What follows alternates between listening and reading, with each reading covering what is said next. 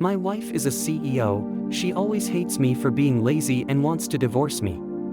But she doesn't know that her success is bestowed by me. Dustin, here is the divorce agreement prepared by Ms. Nicholson, please sign it. In the president's office of the Quine Group, Lyra Blaine, the secretary, placed a piece of paper on the table.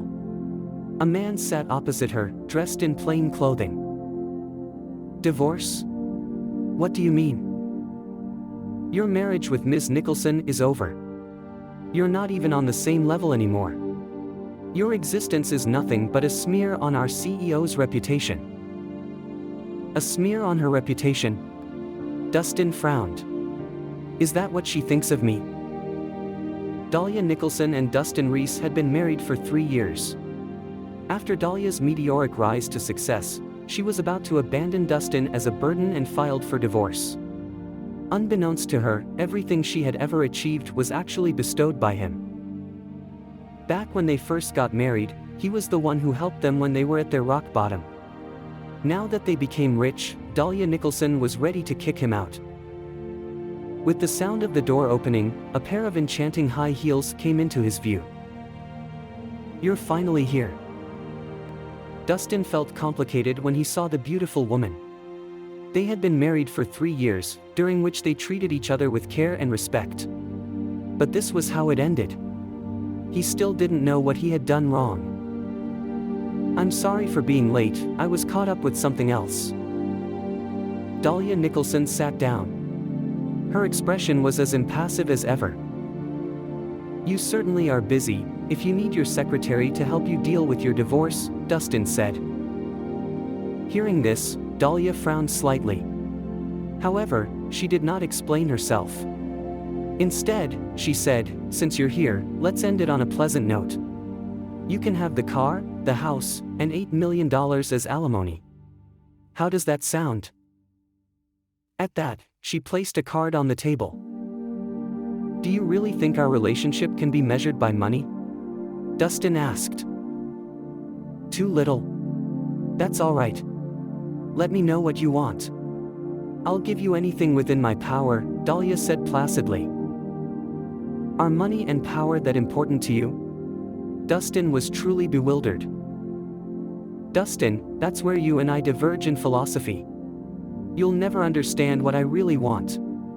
Dahlia shook her head in disappointment. You're right. Dustin nodded without any emotion. I heard that you've been close with the heir of the Nolan family. Is it because of him? Dahlia was about to deny it when she gave it a second thought. In the end, she nodded.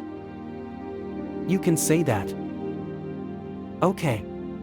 I hope you're happy with him. Dustin smiled and signed the divorce agreement without any more hesitation. All he felt now was disappointment. Ironically, today was also their wedding anniversary. There was cruel humor in divorcing him on the day they had gotten married. I don't want the money, I just want that crystal necklace back. My mother left it to me before she died so that I can give it to my wife. Okay. Dahlia nodded and gave him the necklace. From today on, we will have nothing to do with each other. Dustin put on the necklace and left. He had no more gentleness in his expression, all that was left was distant aloofness. Did I do the right thing, Lyra? Dahlia asked hesitantly. Of course you did. Lyra nodded. Dustin does not deserve you at all. You're destined to be the most powerful woman in Swinton. Dahlia did not answer her.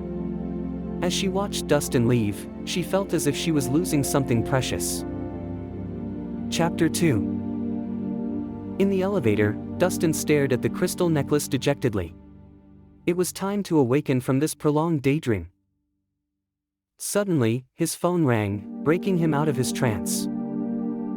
A familiar voice raised, Mr. Reese, I'm Hunter Anderson from the Swinton Group. I heard that today is your wedding anniversary with Ms. Nicholson, so I've prepared a gift for you. I'm just wondering if you have any time today. Thank you for your kindness, but I'm afraid we won't need the gift anymore, Dustin said. Why? Hunter could sense something wrong. Is there anything else you'd like to talk about, Mr. Anderson? Actually, yes. Hunter cleared his throat awkwardly. I've got a friend who contracted a strange illness. He's seen a lot of doctors, but none of them could do anything about it. I was hoping that you could help. Mr. Anderson, you know my rules. Of course. I'm sincere in my request. My friend owns some cans Cora, which I remember you were looking for. I'm sure he'll be willing to part with it if you help him, Hunter said.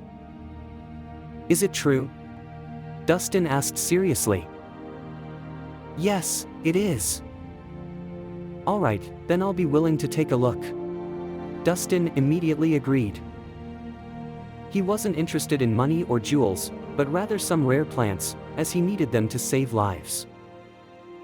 Thank you, Mr. Reese. I'll send someone to pick you up immediately. Hunter smiled in relief. As the CEO of the Swinton Group and one of the mighty three of Swinton, Hunter acted exceptionally timid in front of Dustin.